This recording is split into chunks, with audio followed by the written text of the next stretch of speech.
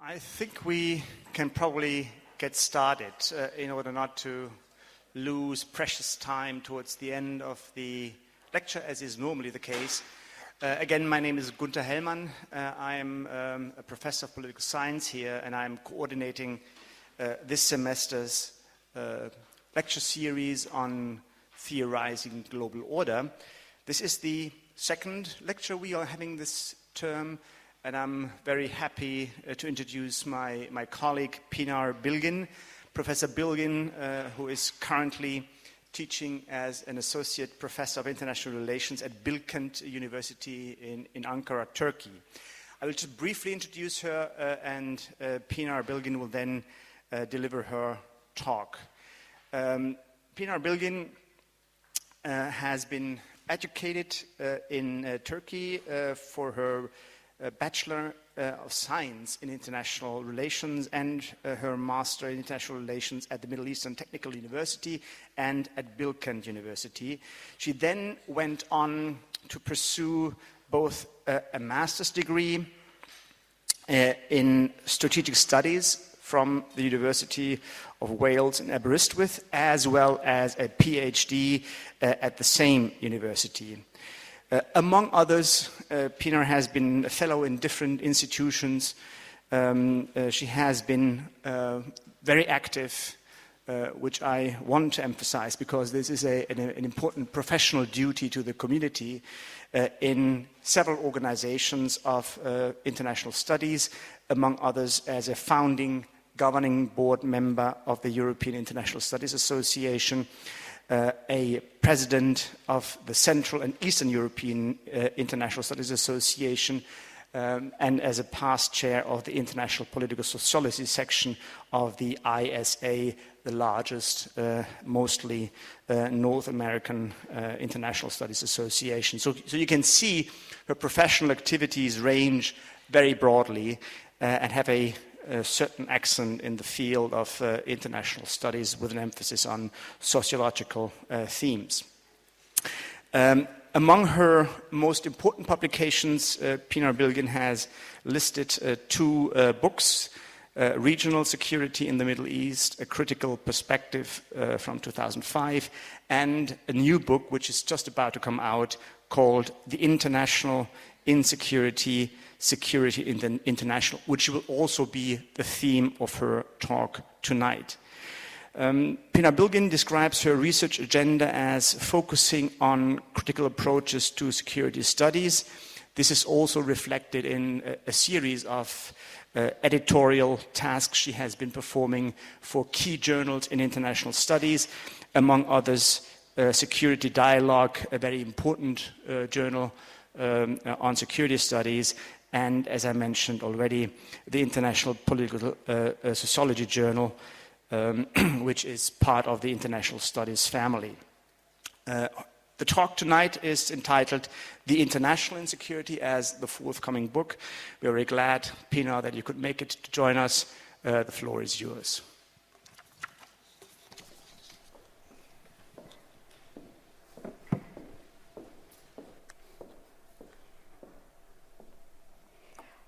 I'd like to begin by saying thank you to Professor Hellmann for the invitation to be a part of this series of talks, and also to you to coming to listen to me talk about this topic, which is very dear to me.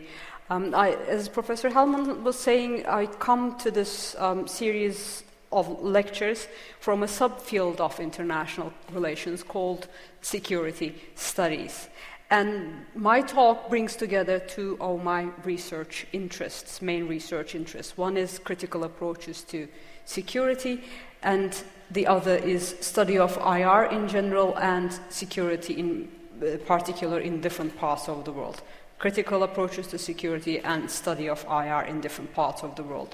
Needless to say, it's work in progress, and I imagine this to remain in work in progress, for if you're interested in IR in different parts of the world, there is so much to read, not because the world is so diverse. So it's evolving work, and I look forward to further developing my ideas in response to your comments and questions as well. Now, Concerns with security have been central to international relations research. During the Cold War years, security studies was viewed as the jewel in the crown of IR studies. In the post-Cold War period, many advances in the field of international relations were offered through discussions on concepts and practices of security. In post-9/11 world politics, security again became central to IR debates, this time in different ways, partly depending on which part of the world that you happen to live. I don't want to generalize, but I will. It's fair to say, I think, that in North America there's a different focus to IR scholarship compared to Western Europe. But in Denmark, where I was last week, there is a different focus to studying IR compared to, say, Italy or France. In North America, there are differences. In the world outside North America and Western Europe, there are other differences, depending on the context, geography, history, culture, conjecture. In Turkey, where I am from, there is a different focus. Compared to India, which you will hear about in a few weeks' time, there is another difference. The title of my talk, The International Insecurity, is my response to a question that has busied many minds since the beginning of thinking about IR and security. That question is how to think about security in a world of multiple differences. The question is not old, how to think about security in world politics, but my stress on multiple differences could be viewed as somewhat new. If you consider critical approach to security emerging since the late 1960s in various parts of the world, in the shape of peace studies, feminist research, third world approaches, a stress on thinking about security in a world of differences has been evolving for many decades now.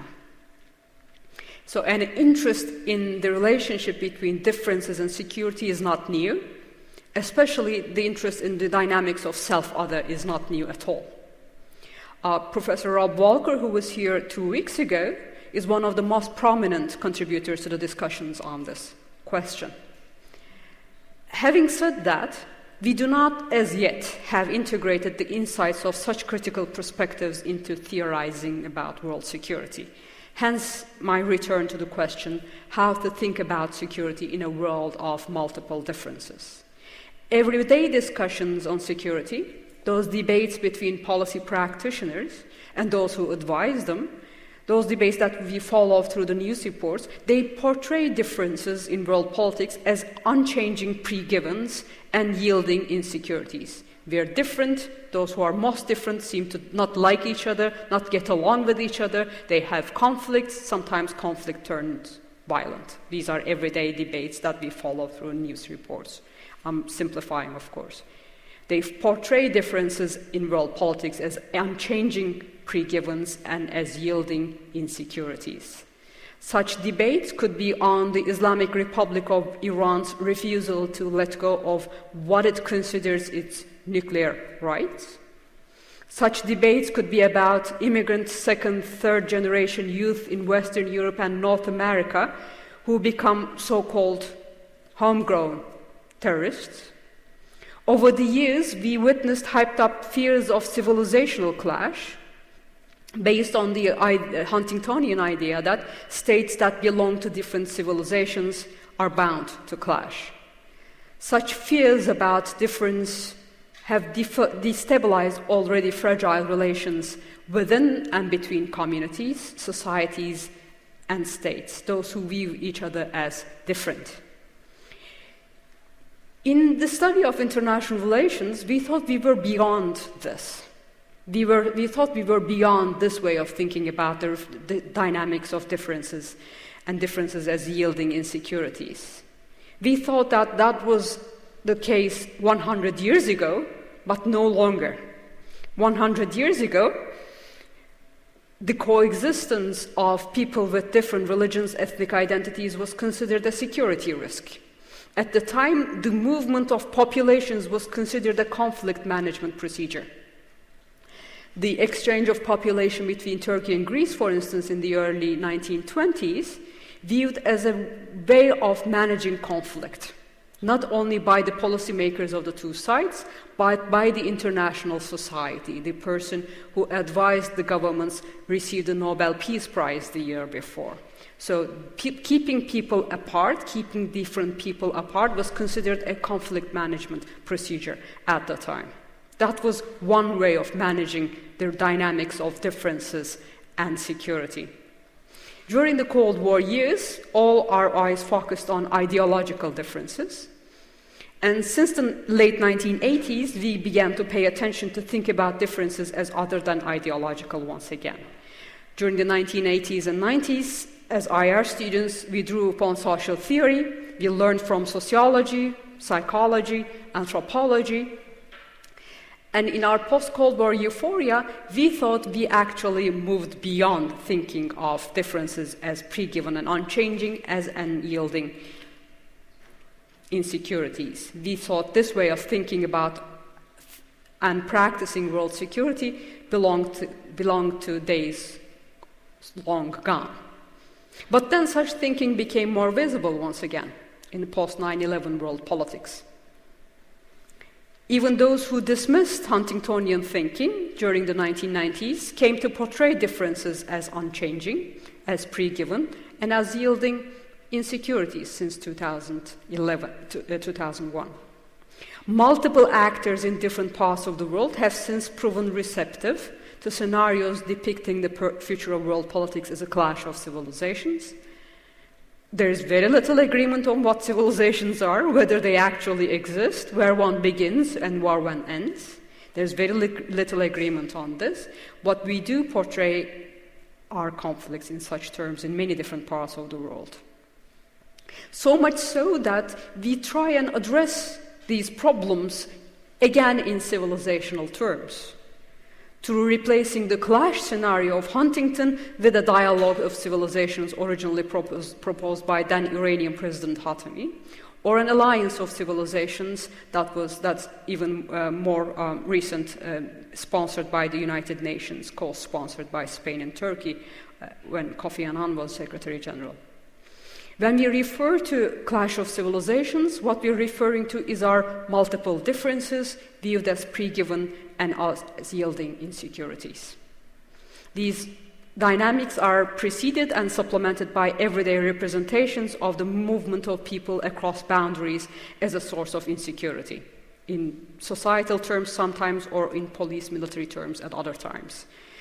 Movement of people becomes a source of insecurity by the virtue of the difference of those people who are on the move. You may rightly say that these are everyday debates. That's not us. That's news broadcasters, these are advisors, these are not scholarly debates. That in IR we interrogated such approaches and moved beyond them. Indeed, that is the case. When Huntington's article came out in 1993, the very notion of civilization and its use as a social scientific category was questioned. Peter Constantine, among others, questioned the Huntingtonian approach and asked, how can we study civilizations, if at all?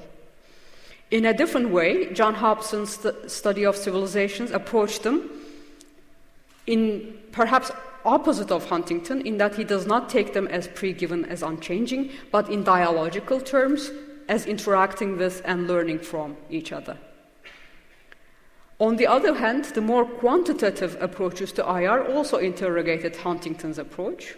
They've interrogated the empirical basis of fears about civilizational clash.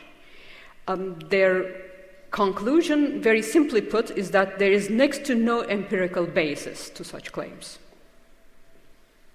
Yet, notwithstanding its limited scientific credentials, these ideas have prevailed in political discourse in many parts of the world.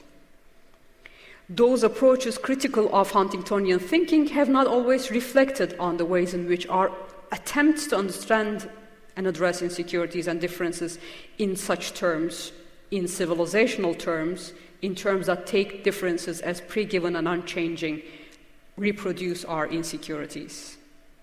That is not only challenging the concept of civilization, but also the implications for security in of its use in the language of politics. So, security practices themselves as productive of insecurities, this latter consideration has been central to critical approaches to security. Since the 1980s, students of critical approaches to security have challenged the prevalent presumption that insecurities exist independent of us, those who seek to know about them and address them. They pointed to how insecurities may be reproduced as part of our attempts to know about them and address them. These insecurities may take the form of environmental threats that follow our tampering with fragile balances, may take the form of gendered violence reproduced by our patriarchal structures. They may take the form of security dilemmas that spiral out of control as we seek to know about and address our insecurities. Critical approaches to security have for long alerted us to this dynamic that portraying differences as unchanging pre-givens and as yielding insecurities and formulating policies accordingly reproduces insecurities. However, notwithstanding these significant contributions of critical approaches, especially in the case of hyped-up fears of civilizational clash, it seems to be taking rather long to recognize that it's not our differences per se, but it's the way in which we think about the complex dynamics of difference and insecurity that needs addressing. Not our differences per se, but the way in which we think about and understand the complex dynamics of differences and insecurity. This, I suggest, is because critical approaches to security have not yet made studying others' conceptions of the international integral into their research. Hence the title of my talk, The International in Security. When I refer to others, it's worth reminding here that I don't mean anything more sophisticated than others who happen to live in other parts of the world. Okay? I don't have a philosophical definition of self versus other here. Others who happen to live in other parts of the world, some of whom actually end up here. Let me focus on one very explicit attempt to engage with others' ways of approaching security dilemma theorizing in international relations.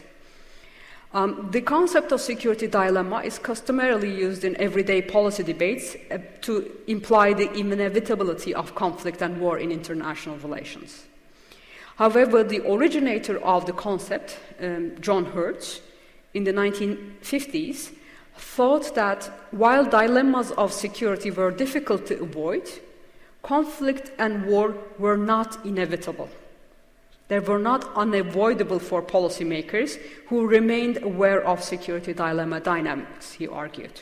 Okay? In everyday politics, we talk about security dilemmas as inevitable and resulting in war, conflicts resulting in war, but Hertz actually discussed this concept in a way in which he wanted to highlight that it was not actually inevitable. Contemporary theorists, Ken Booth and Nick Wheeler, further elaborated on this concept to distinguish between material and non-material dynamics that produce dilemmas of security, and they inquired into what can be done to prevent conflict and war. In everyday debates, we think about security dilemma as inevitably producing war because of what they call the other minds problem. Policymakers in state A do not know about the intentions of policymakers in state B. Even those policymakers who actually know about each other's intentions don't fully trust each other, and therefore can't escape the dilemma, it is argued, because governments may change, whereas capabilities remain. So we focus on capabilities as opposed to intentions, and the intentions of the policymakers that we know, it's argued. The new government in state B may not share the policies of their predecessor and use existing capabilities for offensive purposes. Hertz offered the concept of security dilemma to counter such everyday presumptions. He insisted that conflicts and war occurred not because of dilemmas of security, but because policymakers were not aware of security dilemma dynamics. The security dilemma occurred, he said, because policymakers who were unsure about the intentions of the others prepared for the worst. In preparing for the worst, they rendered the others more unsure and less secure, thereby creating a vicious circle of security and power accumulation, he argued. So he argued that the dynamics of the security dilemma need not be conflated with inescapability of conflict and war. So here is the brilliance of Hertz's discussion, that he was pointing to war as a choice as opposed to an inevitability. Once we recognize war as a choice, the reasons why policymakers made this choice as opposed to another has to be explained and justified to the citizens. It has to be explained by us, but also to us as citizens, as us as scholars and us as citizens. If it is not inevitable, there's a choice involved, and we need to know why that choice was made. Portraying war as an inevitable outcome of the security dilemma, on the other hand, masks the political choices involved and removes the need to justify them in the eyes of the citizens. So, in different words, our very practices of dealing with dilemmas of security produce insecurities depending on the choices that we make, but the way we explain them masks the political choices that are being made.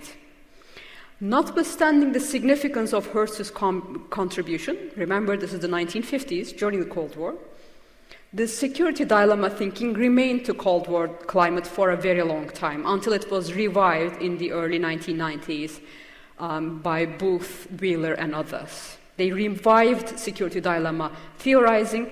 They put emphasis on the dilemma, reminding us that dilemma involves making a difficult choice, and they showed that much of security thinking during the Cold War did not actually interested in making choices, but the inevitability of security paradoxes. Initially in their 1992 chapter and later in their 2007 book, Booth and Wheeler offered elaborations on and contributions to security dilemma theorizing. And one of these is about the way they distinguish between factors that rendered policymakers less sure about others' intentions, and this is central to what I'm talking about today. One of those factors is what they call the other minds problem, how others think, accessing the way others think. As with John Hertz, who refused to base his thinking on assumptions about human nature, Booth and Wheeler also underscored that policymakers find it difficult to trust each other, not because of human nature, but because they can't enter the minds of their counterparts and find out what they think. Now, of course, the other minds problem they're borrowing from philosophy. The scholars who brought the other minds problem into IR is the philosopher Martin Hollis and the IR scholar Steve Smith in their 1990 book, Explaining and Understanding International Relations. They brought this problem of other minds into IR to highlight difficulties involved in understanding policymakers' decision.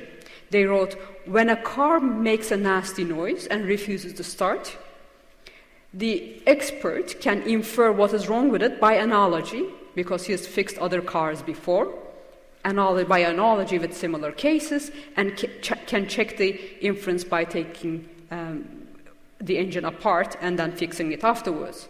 There is no similar procedure in world politics, they argued. There is no similar procedure for figuring out what the policymakers of other states think. In the arena of world politics, there is the added difficulty, of course, which is the problem of difference, which I will come back to. So pointing to the other minds problem was a very significant move forward in the study of security dilemmas. They drew on the pioneering work of John Hertz, but also Robert Jervis on nuclear deterrence, and especially Richard Ned Lebow and Janice Gross-Stein's studies on deterrence theorizing. So they studied both the material dimension, the number of weapons, that are out there, but also the psychological dimension, the other minds problem.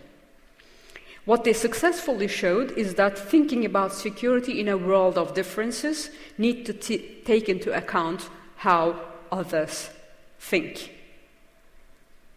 Paying attention to how others think. Since we do not have immediate access to others' thinking, we need to pay attention to several factors, as opposed to relying purely on their material capabilities, engaging their policies. That is, by the way, mostly what nuclear strategic thinking in the Cold War had problems with, as the scholars whose names are mentioned pointed to. So research into decision-making and individual leaders, especially their personality, background, cognition, and emotions, have advanced significantly since the 1970s, and security theorizing benefited from such insights. However, we have not as yet integrated such research into our thinking about world security beyond decision-making of individual leaders. We have not yet begun thoroughly inquiring into how individuals' thinking is shaped by conceptions of the international that prevail in their societies. So we drew upon a lot from psychology, especially cognitive psychology in recent years, to figure out how individuals think. There's a lot of literature now on emotions-bounded rationality in IR, but we are still in the beginning stages of inquiring into society's conceptions of the international and how individuals are affected by this. The question that I'm asking myself is it possible to think about the other minds problem, the novelty that Booth and Wheeler brought into security dilemma theorizing? Is it possible to think about the other minds problem without inquiring into others' conception of the international, how they think about world politics? My answer is, as you would expect, no. This is where I think inquiring into the international insecurity becomes relevant. Inquiring into how others' conceptions of the international shape as they're shaped by their approaches to security. How others' conceptions of the international shaped as they're shaped by their approaches to security. My stress on the international insecurity may come across as somewhat paradoxical in the sense that international relations has been criticized for years and years for its external focus. That security studies has been come under criticism for focusing too much on threats that are coming from outside the state as opposed to domestic insecurities. Focusing on threats coming from outside and overlooking insecurities inside. However, there's a difference here in the sense that focusing on the external factors and actors is not the same thing as being curious about how they view the world. Focusing on insecurities coming from outside is not the same thing as being curious about how they think about the world. Students of prevailing approaches to security have not always been attentive to others' views of their own insecurities or of the world. We've studied in international relations others' material capabilities based on our assumptions regarding their intentions. At those instances, when the study of differences is integrated into research frameworks, differences are taken mostly as pre-given and unchanging as yielding insecurities. Whereas, as critical scholars have reminded us in the last decades, it's those very approaches to the dynamics of differences and security that reproduce insecurities. What these limitations amount to, I think, is that prevailing ways of theorizing about security has not been equipped to respond to the question of thinking about security in a world of multiple differences. Important advances have been made in critical studies. Some limitations remain, and these limitations are identified mostly by students of postcolonial studies. The insights of postcolonial studies, again, at least 2 decades of work in IR itself, longer in other fields, have not always been appreciated in IR or integrated into critical theorizing about international relations and security. There are significant exceptions to the generalization that I'm making here, but very few actually people can be named, very valuable contributions made by very few scholars. So this is how I build my answer. I suggest that inquiring into the international security entails students of international relations raising their, what Edward Said termed, contrapuntal awareness, juxtaposing the insights of critical approaches to security and post-colonial studies, especially to draw on the latter's contrapuntal readings of world history and politics. Again, Edward Said's term. Now, I'll say more about contrapuntality if I manage my time well, but let me just quickly say that its contrapuntality is about seeing the connections between things.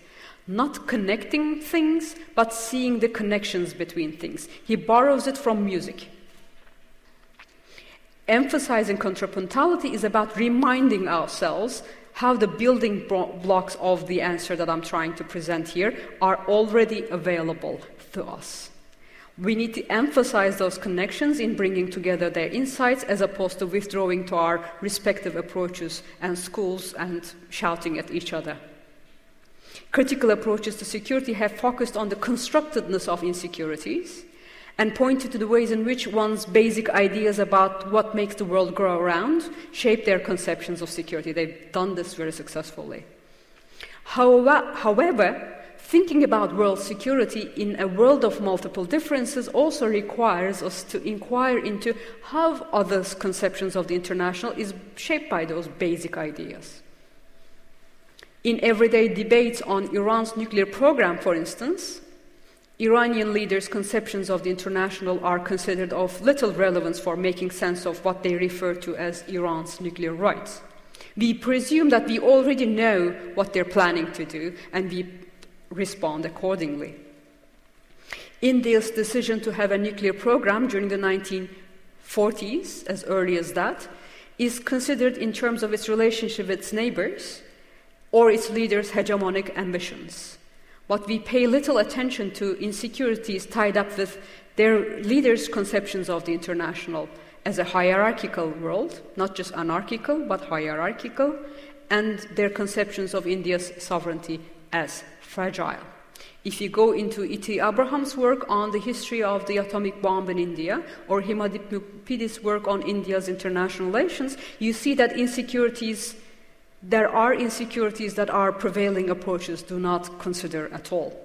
In my own work on Turkey's choice of becoming a member of NATO, which is something that is usually explained away with reference to the Soviet threat or the alliance with the United States, often we do not consider Turkey's leaders' view of the international society at the time, or from the 1920s onwards.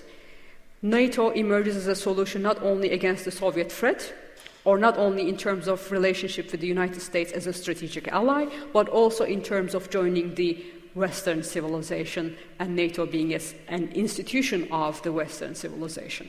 This is what you find out when you actually go into the texts, speeches, diplomatic writings that were produced at the time, how these steps were rationalized by policymakers and scholars at the time, as opposed to the justification and explanations that are produced nowadays. Drawing upon post-colonial studies allows students of critical approaches to security to study differences as products of historical processes as opposed to taking them as pre-given. These are historical differences, processes that need reading contrapuntally to see relationships of learning and give and take between peoples in different parts of the world. Whereas, so far, students of critical approaches to security have not considered the ways in which our differences shape our conceptions of the world or the international. Post-colonial IR has been offering these contrapuntal readings of the colonizer and the colonized to point to the reproduction of colonial differences and post-colonial insecurities. Now, I promised to say more on the notion of contrapuntality, and I think I'm doing okay with my time. Said borrows the term contrapuntal from music. Contrapuntal, some of you would know this better than I do. I'll nevertheless try and explain what I understood. It refers to two tunes played in harmony and therefore are interdependent, but can also be played individually they can exist independently, can be played by themselves. Interdependence, but also independence of two tunes. In Said's thinking, contrapuntal awareness to a particular quality of the exile, which he was, and he originally developed these ideas in an early study called Reflections on Exile. He said most people are principally aware of one culture, one setting, one home. He said exiles are aware of at least two. And this plurality of vision, he argued, gives the exile an awareness of simultaneous dimensions, an awareness, he said, that is contrapuntal. In Culture and Imperialism, he makes this relevant to what he does, which is cultural critique. He proposed this contrapuntal reading as a method for doing research as viewed through the eyes of the exile, keeping in mind always two different worlds. He pointed to interdependence of cultural terrains under conditions of imperialism, as revealed in his readings of British, French, and American literature. What was missing in literary criticism at the time, he argued, was inquiring into involvements of culture with expanding empires. Those of you who are familiar with this work would know the specifics of the argument that he is building. Empires and imperialism implicated multiple peoples in different ways, reminded Said, both the colonizer and the colonized. Connections forged through such experiences were seldom reflected upon by literary historians, he argued, who did not feel the need to connect the imperial context which those authors were writing in or sometimes responding to. We should be able to, he said, go beyond merely offering comparative analyses of the dynamics of culture and imperialism, he argued. The researcher needs to be equipped, he said, with the exile's contrapuntal awareness. We must be able to, he argued, think through and interpret together experiences that are discrepant, all of them coexisting and interacting with others. Adopting contrapuntal reading, as offered by Said as a method, is one way in which what he called our intertwined and overlapping histories could be grasped. He was aware that these experiences had been discussed before. Said, however, did not think that the rhetoric of blame, these are his words, which characterized such discussions at the time, allowed for inquiring into the substance of such experiences. What is more, he reminded, there was a potential for physical confrontation to follow the rhetoric of blame unless we affirmed the interdependence of various histories on one another. So putting this differently, and in contrast to some of his critics, Said's call for studying intertwined and overlapping histories was not about the post-colonial evading responsibility for their present-day predicament by pointing the finger to past, but making sense of the connections between things so that we can all begin to see ourselves in others and see others in ourselves. Viewed as such, post-colonial studies insights are relevant not only for the colonizer and the colonized, going beyond the two, but all of us who are being shaped by what he called the continuity and persistence of these practices in one way or another. Having said that, pointing to the potential to draw upon in post-colonial studies, students of post-colonial studies in IR have paid somewhat limited attention to world security issues.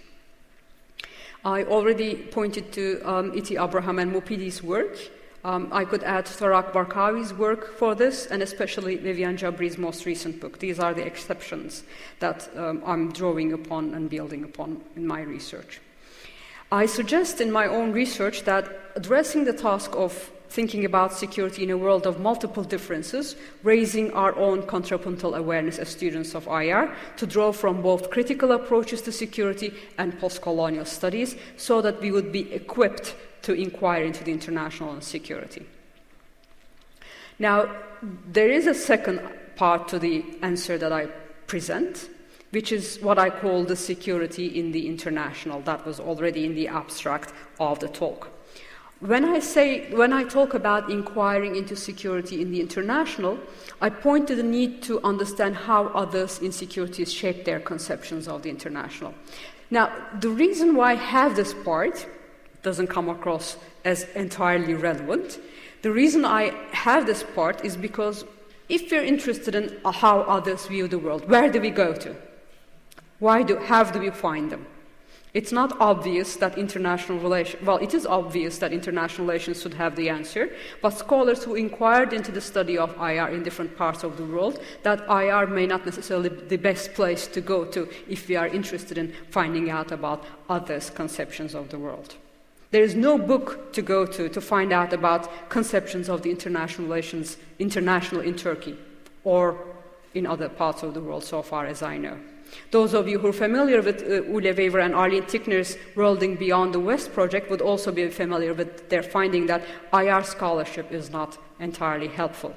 We can come back to this discussion if you're interested, the issue of how IR is not helpful in finding out about their others' conceptions of international. This is not just Western IR, this is IR in many different parts of the world. This is partly because our mainstream international relations as not being paying attention to others' conception of the international as hierarchical and not only anarchical. And feminist Gramscian scholars, post-colonial IR scholars have already been pointing to multiple hierarchies at work. Enloe talked about the bottom rungs of world politics, how they are very much aware of their differences and shaping insecurities, and how this is not necessarily integrated into IR. There is more to the hierarchies than acknowledged by the Gramscian and feminist scholars. These are what post-colonial scholars have been pointing to. This is not just about discrepancies in military and economic capacity. Hierarchies in world politics, scholars argue, are also shaped by the ability of some to secure access to leadership positions in the shaping of global institutions, IMF, the World Bank, or the ability of some actors to preserve their historical power to define, enforce, claim exception to international law and norms. This was a debate that was going on during the Libyan intervention between NATO actors and African actors, which is interesting. If you're interested, Siba Grovugi has an article on this. Or the ability of some to relegate one's own contemporaries to the past by way of temporalizing difference and spatializing term, by way of portraying some countries as failed states or regions, some regions of the world as developing, thereby understanding their affairs by locating them on a continuum of successful statehood.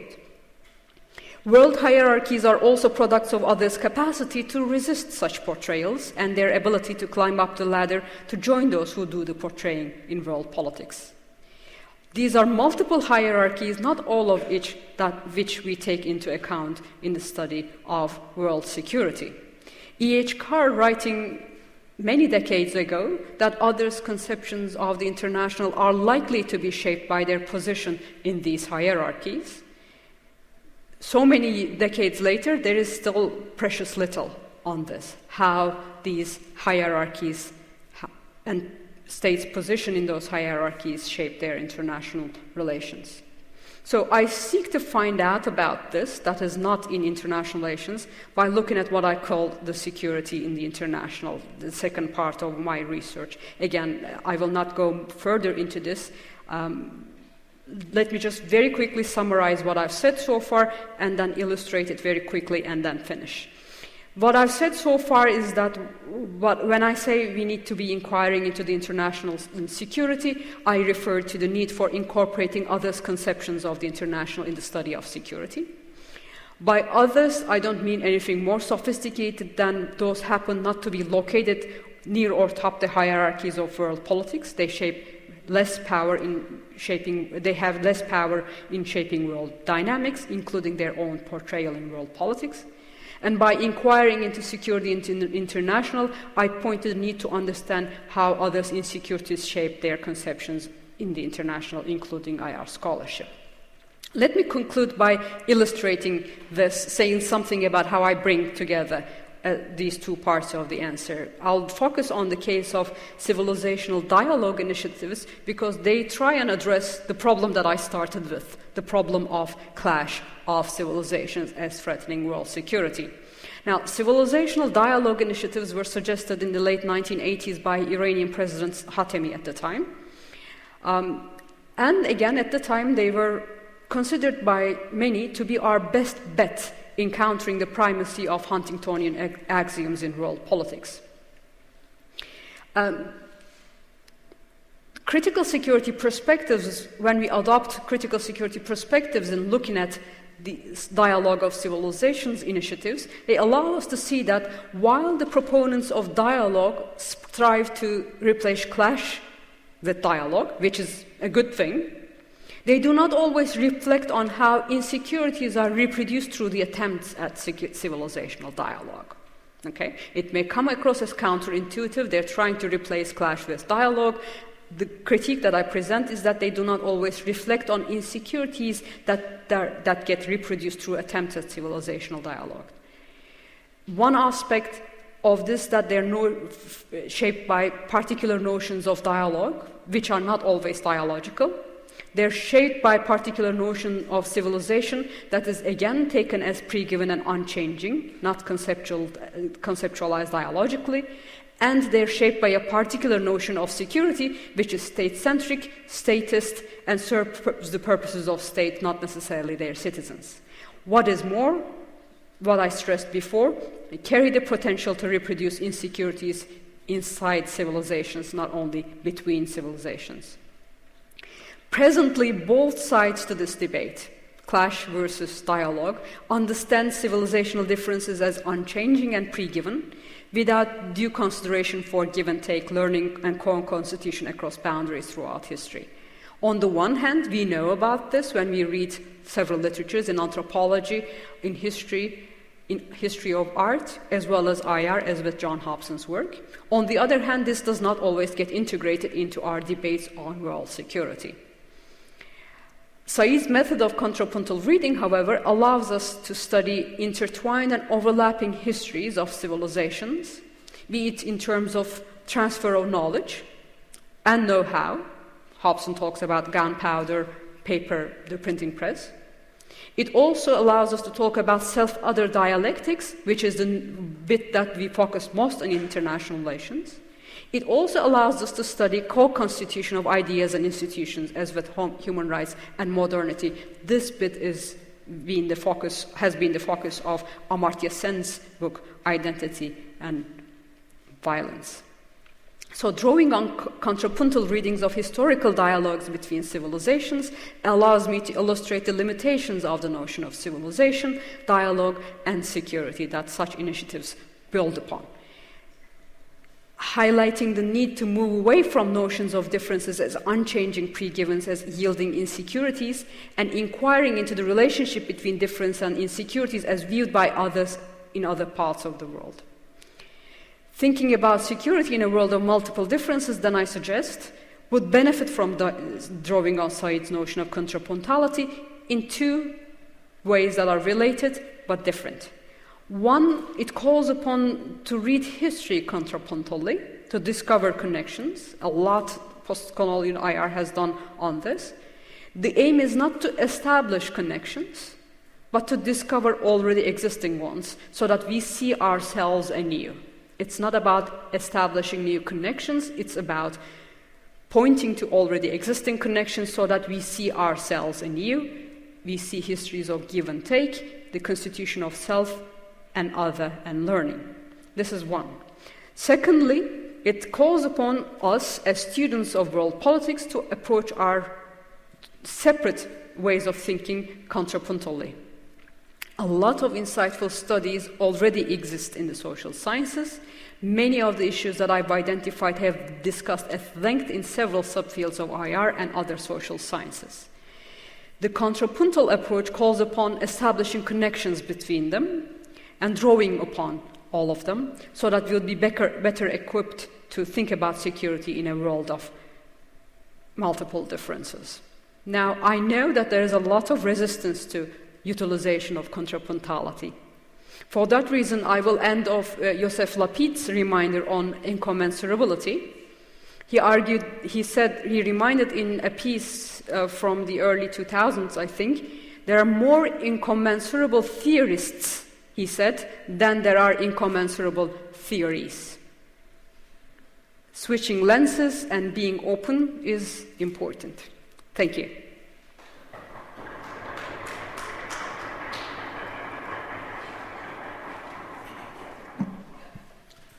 Well, thank you very much, Professor Bilgin. We have about